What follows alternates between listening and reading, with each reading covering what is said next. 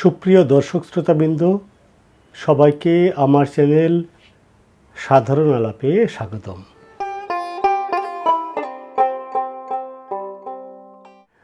আশা করি আপনারা সবাই ভালো আছেন। আজ আমি আপনাদের জন্য নিয়ে এসেছি কিছুক্ষণ আগে লেখা আমার একটি নতুন কবিতা, বাংলাদেশ।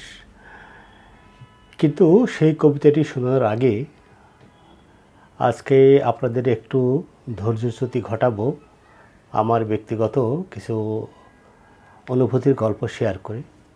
আশা করি আপনারা বিরক্ত না হয়ে আমার এই ছোট গল্পটি শুনবেন। আজকে আমার গায়ে জার্সি দেখছেন সেটা বাংলাদেশের জার্সি, বাংলাদেশের ক্রিকেটের, বাংলাদেশ অহংকারের, বাংলাদেশের গৌরবের একটি সাক্ষ্য। বর্তমানে বাংলাদেশের যে অবস্থা, তাতে খেলাধুলা, সংস্কৃতি চর্চা এগুলোর থেকে অনেক বেশি চলন হচ্ছে দাবি দাওয়া, রাস্তাঘাট বন্ধ, আন্দোলন, বৈষম্য বিরোধী চেতনা, সংস্কার, আরও অনেক কিছু।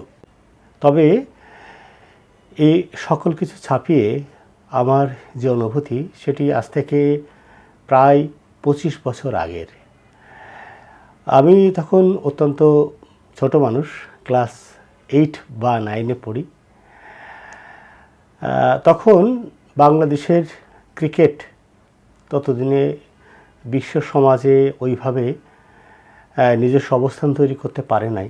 তখন বাংলাদেশে বসবাসরত হিন্দুরা মূলত ভারতের ক্রিকেটকে সাপোর্ট করত, আর কিছু মুসলমান ধর্মীয় কারণে পাকিস্তানি ক্রিকেটকে সাপোর্ট করত। তবে ধর্মের বাইরেও শুধুমাত্র খেলাকে ভালোবেসে সে সময় অনেক বাংলাদেশি মুসলমানকে আমি ভারতীয় ক্রিকেট দলকে সমর্থন করতে দেখেছি। সৌরভ গাঙ্গুলি, শচীন টেন্ডুলকার, রাহুল দ্রাবিড়, এ ধরনের খেলোয়াড়দের খেলা দেখে বাংলাদেশের অনেক মুসলমান, যারা শুধুমাত্র ধর্মীয় চেতনার বাইরে ক্রিকেটকে ভালোবেসে বা তাদের নিজস্ব খেলোয়াড়দেরকে ভালোবেসে হাততালি দিতে আমি দেখেছি। তবে বর্তমানে বাংলাদেশের সেই অবস্থান আর নাই। বাংলাদেশ এখন অত্যন্ত ধর্ম দ্বারা বিভক্ত। কিন্তু মজার ব্যাপার হচ্ছে, আমি বা আমার মতো বহু হিন্দু বা সনাতন ধর্মাবলম্বী ভারতের সেই ক্রিকেট খেলাকে অতিক্রম করে বাংলাদেশের সাকিব আল হাসান, তামিম ইকবাল, মুশফিকুর রহিম এদেরকে ভালোবাসতে শিখে গেছে। এখন ভারতের যে কোনো ক্রিকেট অনুরাগীর থেকেও বাংলাদেশের হিন্দু এরা মুস্তাফিজুর রহমানের কাটার বল দেখতে অনেক বেশি ভালোবাসে। বাংলাদেশের প্রতিটি মানুষের মতোই ঐক্যবদ্ধ এক বাঙালি এবং বাংলাদেশি চেতনায় উদ্বুদ্ধ বাংলাদেশের প্রতিটি নাগরিক। তাই আমাদের সাকিবুল হাসান যখন ভারতের সৌরভ গাঙ্গুলিকে আউট করে, হ্যাঁ, কিছুটা অহংকারী একটি ভঙ্গি হয়তো করে সাকিব, বাট সে গৌরব বাংলাদেশের প্রতিটি মানুষের অন্তরে অন্তত 90 সালের মতো ছুঁয়ে না গেলেও অনেক বেশি দেশাত্মবোধে উজ্জীবিত করে প্রতিটি বাংলাদেশিকে, তা সে হিন্দু হোক অথবা মুসলিম। কিন্তু আজ 2024 সালে এসে খেলাই বন্ধ। সাকিব আল হাসানের মতো অলরাউন্ডার এখন শুধুই মাত্র ক্রিকেট লিগ। নড়াইলের অধিনায়ক একসময় অনেক বেশি ফিসাল লেখা হতো তাকে নিয়ে, অনেক বেশি প্রশংসার গদ্য কবিতা লেখা হতো বাংলাদেশের অকুতোভয় এক অধিনায়ককে। সেও আজ নড়াইল এক্সপ্রেস থেকে নড়াইলের ফেসিস্ট। সব কিছুর ভিতর আসলে রাজনীতি নিয়ে আসা ভালো না। কিন্তু আমাদের বাংলাদেশের মানুষের একটি অত্যন্ত সীমাবদ্ধ চেতনা। আমরা সব কিছুকেই রাজনীতির মোড়কে দেখতে অনেক বেশি ভালোবাসি। সঙ্গীত, কবিতা, নাট্য, অভিনয় কিংবা খেলা, সব কিছুতেই আমার সমস্ত পছন্দ অপছন্দ নির্দিষ্ট করে বিএনপি, আওয়ামী লীগ, জামাত, জাতীয় পার্টি, গণ অধিকার পরিষদ, ইসলামী আন্দোলন, হেফাজতে ইসলাম, আরও কত কি সাইপাস দিয়ে। বাবারে, রাজনীতির সাথে আমাদের ইমোশন, আবেগ জড়িত। বাঙালি মাত্রই রাজনীতিবিদ। যে মানুষটা বলে ভাই আমি রাজনীতি করি না, শুধু ভোট দিই, সেই মানুষটি বড় রাজনীতিবিদ।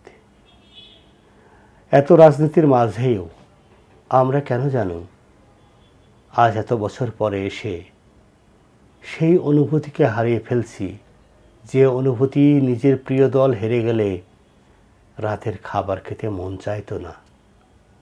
আমরা এখন কেবলই উৎকণ্ঠায় ভুগছি সেই সব আতঙ্কে। মহাখালী থেকে সারা বাংলাদেশের ট্রেন কি বন্ধ হয়ে গেল? প্রিয় নেত্রী খালেদা জিয়া কি সেনাকুঞ্জে ডক্টর মোহাম্মদ ইউনূসের সাথে কুশলাদি বিনিময় করল? কিংবা ইটের আঘাতে কোনো এক শ্রমিক কি আজ মারা গেল? বাংলাদেশের বহু বহু প্রশ্নের উত্তর আমি দিতে পারবো না, তবে আমি যা দিতে পারবো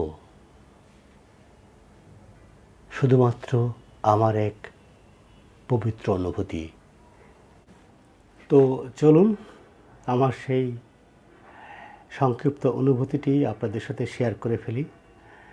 আজকে আমার যে অনুভূতি সেটি বাংলাদেশকে ঘিরে। সেই অর্থে এই লেখাটির নাম বাংলাদেশ।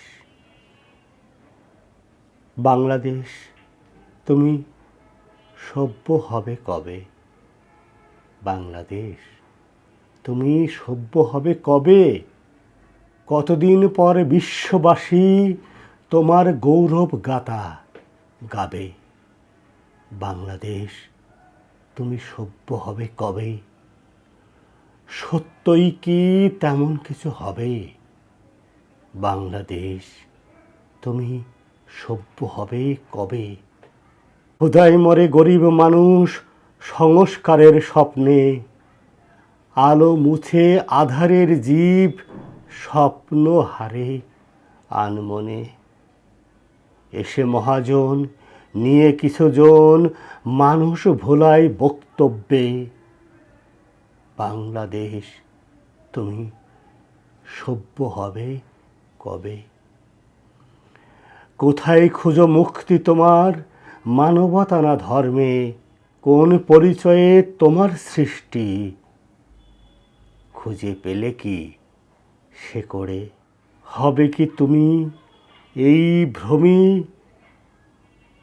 নিবে কি তোমায় গন্তব্যে? বাংলাদেশ, তুমি কবে সভ্য হবে? কার কাছে ধর্ম বৃহৎ, কার কাছে সমতা, কার কাছে আমার জীবনও রাখছে না কিছু মান্যতা?